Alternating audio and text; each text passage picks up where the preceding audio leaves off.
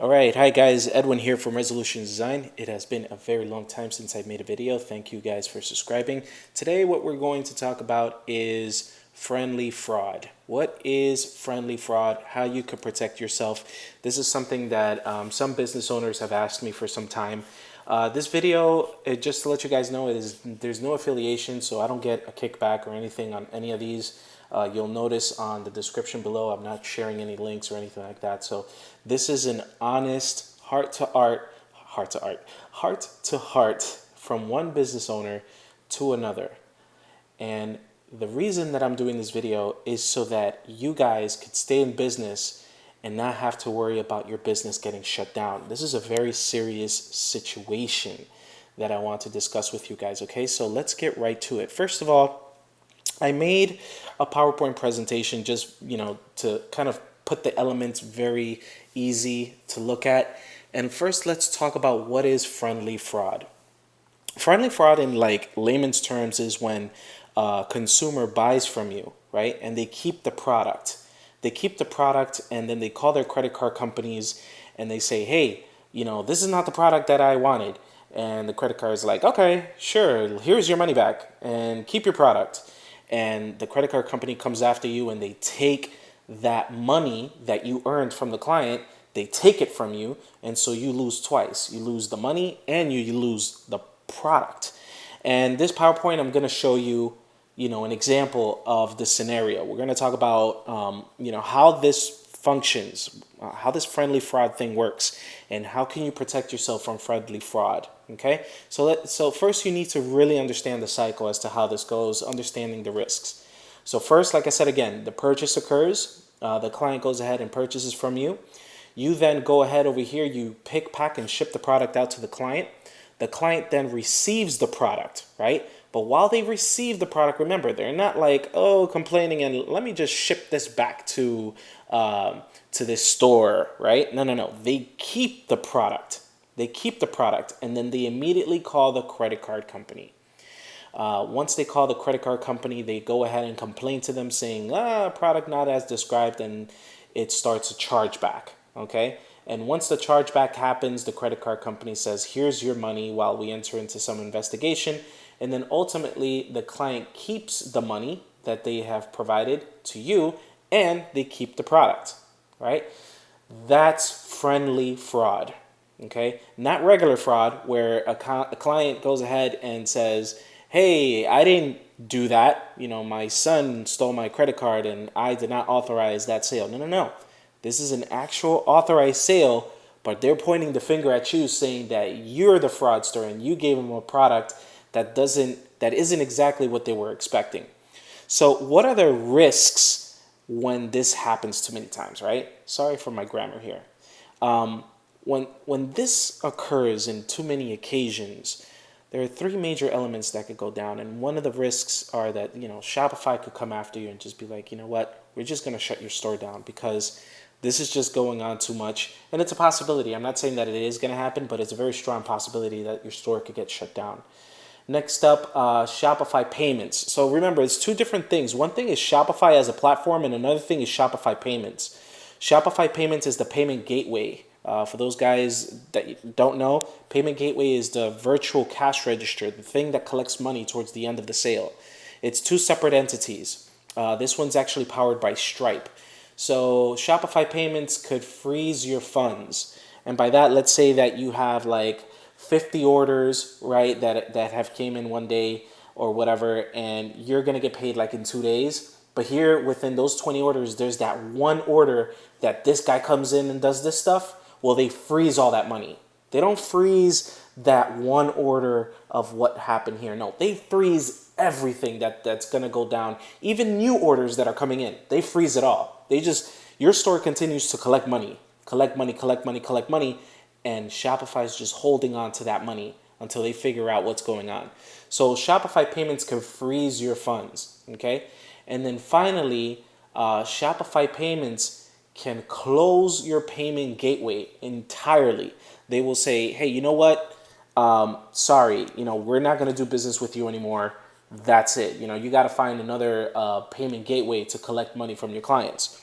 And that's the worst, because once you start going out there looking for other options, you're going to see that, all these other companies that are similar to Shopify Payments are not all that great. Okay. So these are risks that many businesses go down. They shut down, and, people get discouraged, and it's horrible.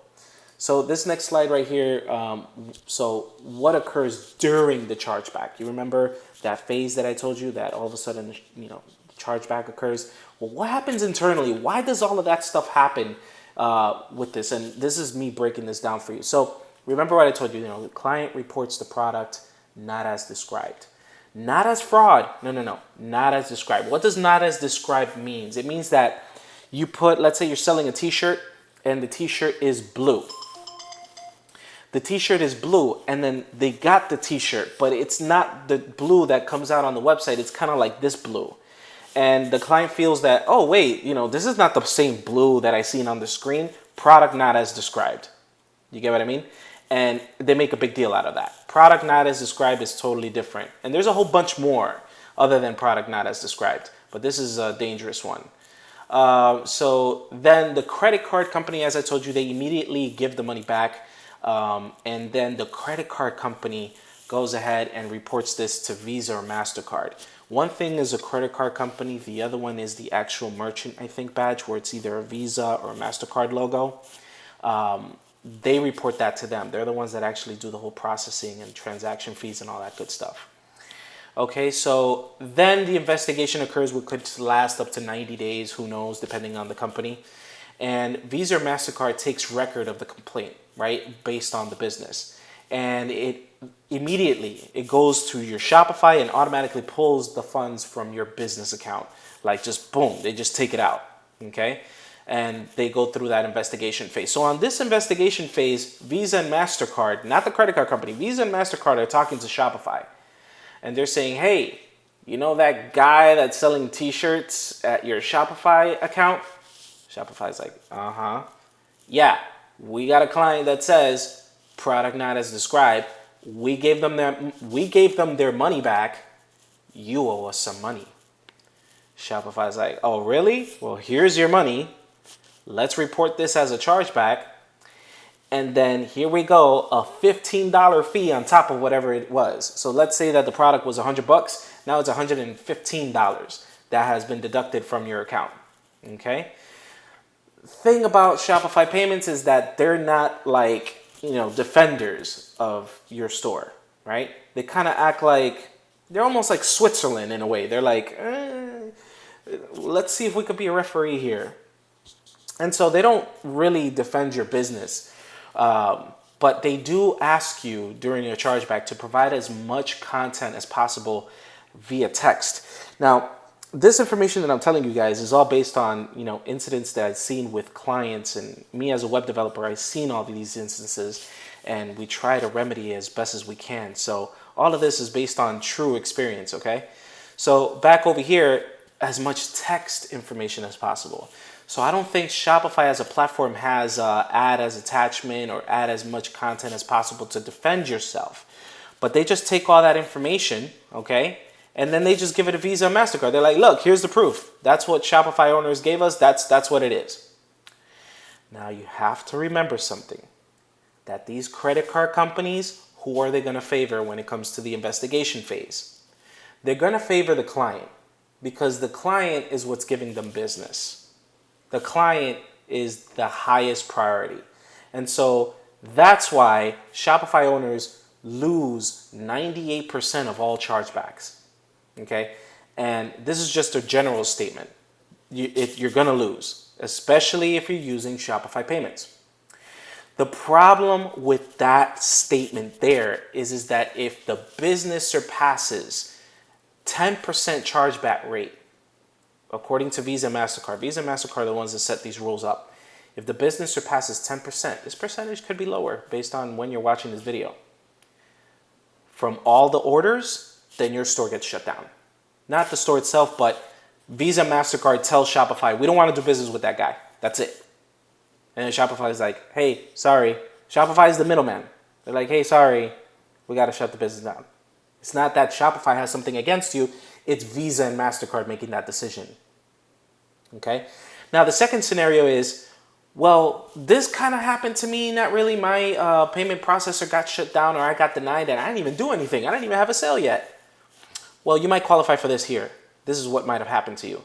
If your competitors who are using Shopify that are selling the same thing that you're selling, or something very similar to what you're selling, also have high chargebacks, then Shopify Payments as a payment gateway will deny everyone in the industry to sell that product using their payment gateway system. This means that everybody in that same niche got to go out there and they have to look for another payment processor to collect the money. The store is still up, but the payment gateway, the cash register, does not allow you to collect money. That's horrible. So the question is, so what can we do? How can I protect myself or my business from friendly fraud? Okay. And that's where that first program that I showed you. So there's several things that we could do here. The order comes in, right? Once the order comes in, you use this program that I highly recommend. Again, I'm not getting any kickbacks out of this or whatever. This is just, business to business talk here. Use Signify. Use Signify to scan the order immediately. Don't wait around for a day, because when you wait 24 hours, the customer beats you to it. Okay? No. Don't stick around and wait. Scan it using Signify to get a history as far as, who was it that purchased from you. If it's something suspicious that looks according to the Signify, call the client. Call them up, because they give the phone number. Make sure that your Shopify is set up that way too, that you get to pick up the phone and call them up. Okay, you call them up, and you don't want to be this weirdo saying, "Hey, my name is Joe. You just purchased a product from me, and I just want to make sure that you're legit." No. Do something like this. Do say, "Hey, my name is John from abcstore.com, and just wanted to reach out to you and kind of go over this order because we're ready to ship out this product to you, and we want to let you know that it's almost on its way, and I want to make sure that you're going to be at your door when I mail it to you." And they're going to be like, "Oh my God, thank you so much. That is so cool that you guys give me a call and let me know that you're going to ship me my product. Yeah, man, this is a cool shirt. We want to make sure that you're there when we ship it out to you.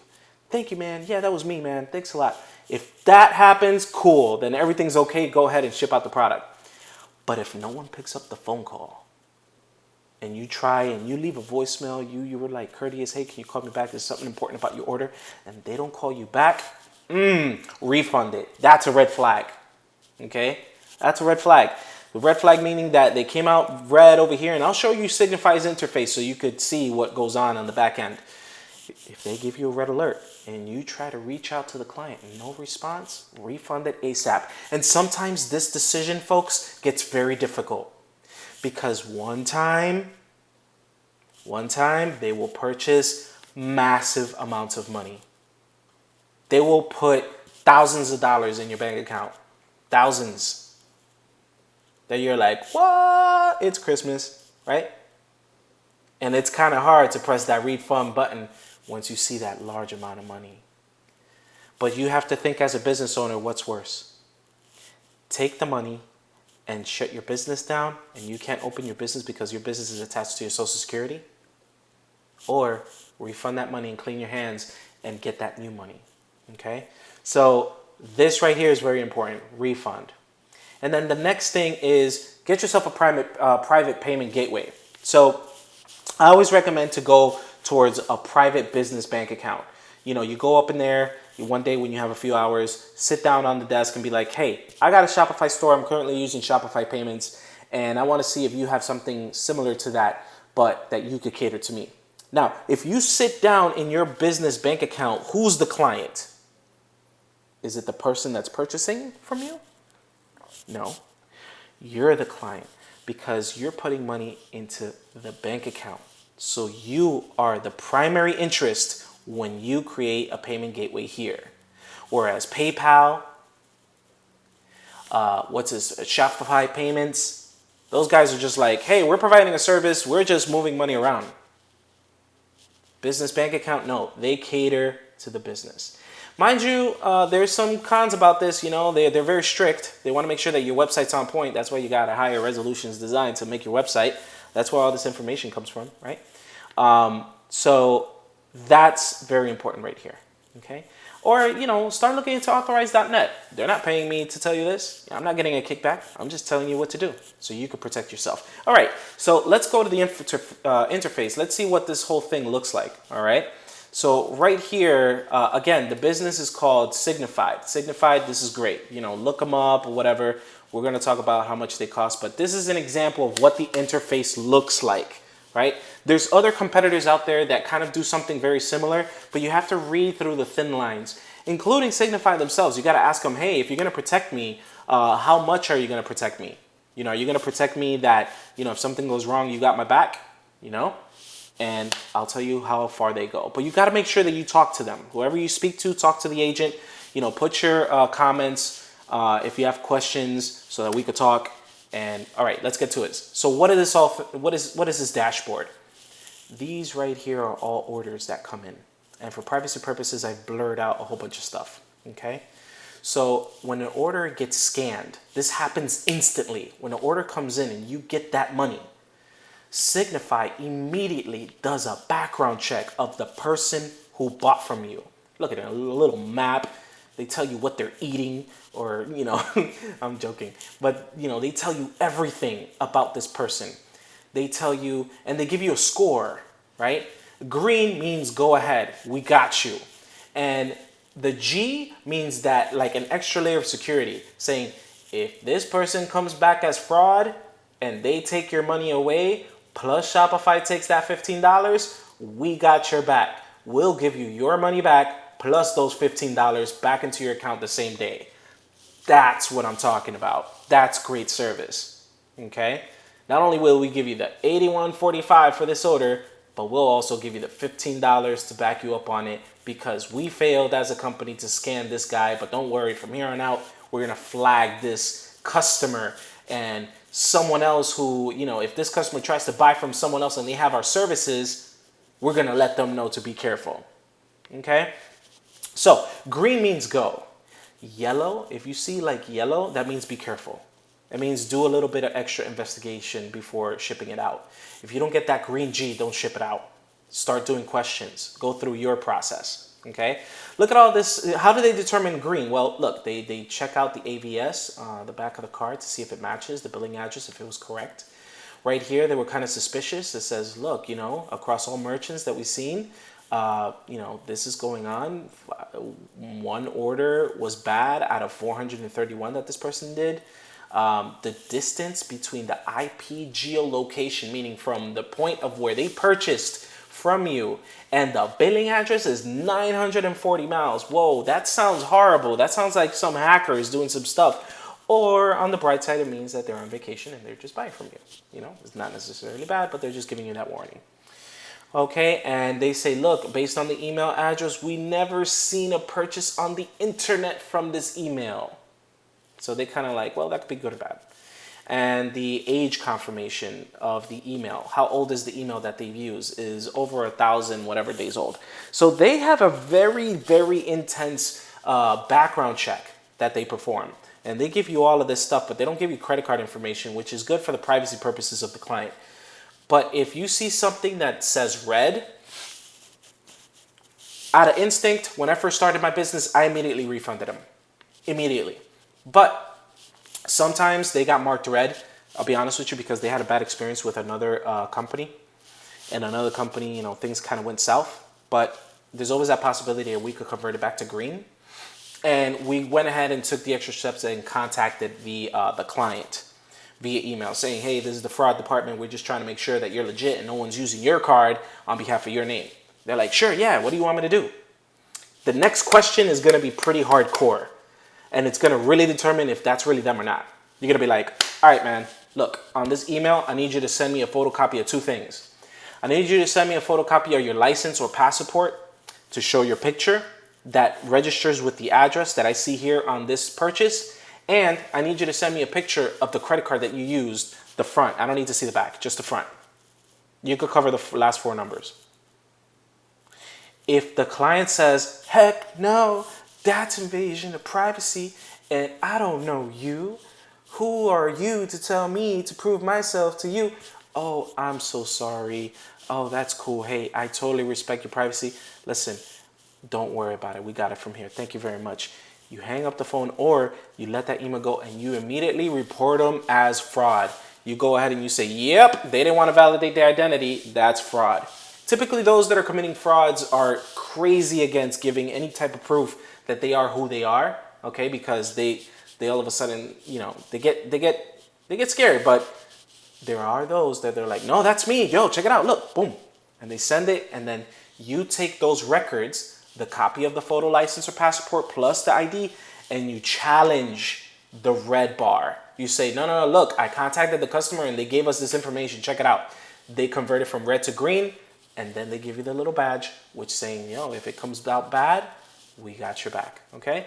All right, guys, sorry to make this video long, but I think that this is extremely important for you guys. How much does this whole thing cost? Well, it depends, right? It depends on your niche. It depends on who you talk to as an agent.